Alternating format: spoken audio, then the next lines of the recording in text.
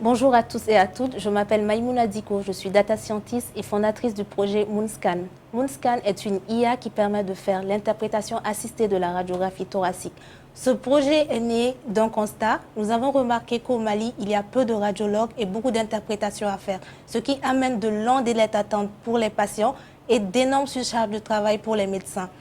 Et nous avons remarqué que les solutions qui existent ne sont pas adaptées à notre contexte, donc nous avons créé Moonscan qui est une IA entraîné sur des données 100% maliennes issues de la polyclinique Pasteur de Bamako sous la supervision d'un radiologue. Donc nous allons passer à la démo de notre application. Donc ici, nous avons déjà un médecin qui s'est connecté. Donc là, on a son tableau de bord qui est affiché. Donc là, on va voir les détails d'un patient qui a déjà été enregistré. On voit que le patient a été validé. Donc on va ouvrir les détails. Donc là, il y a les informations du patient qui sont enregistrées, l'image originale et le calcul de l'indice cardio-thoracique pour déterminer s'il y a une cardiomégalie ou non. Donc on voit ici que l'indice est 0,48. Ensuite, on peut identifier les autres signes sur la radio et les localiser. Ici, on voit qu'il y a une accentuation de la trompe broncho-vasculaire et notre IA dit que la radio elle est pathologique. Et nous voyons que l'image a été validée par le médecin. Donc là, notre IA permet surtout d'analyser rapidement les radiographies thoraciques. Nous allons tester une nouvelle analyse.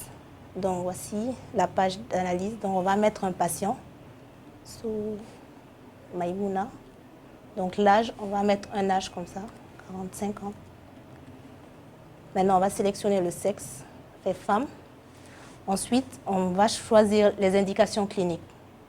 On peut avoir plusieurs indications cliniques sélectionnées. Donc là, on va juste garder tout chronique. Ensuite, il y a les antécédents médicaux aussi qui peuvent être sélectionnés. Et là, on va charger une image. Donc, nous allons prendre une image et on va lancer notre analyse. Donc là, comme vous le voyez, donc on a les identifiants qui sont là, l'image originale et nous avons le calcul de l'indice cardio-thoracique qui est 0,36. Donc, il n'y a pas de cardiomégalie et il n'y a aucun autre signe pathologique qui a été détecté. Donc, l'image, elle est normale. Donc là, le médecin, il a le choix. Soit il valide s'il est d'accord avec ce que l'IA a donné ou il apporte des modifications. Donc, il peut apporter des modifications. Donc, on va dans modifier les résultats.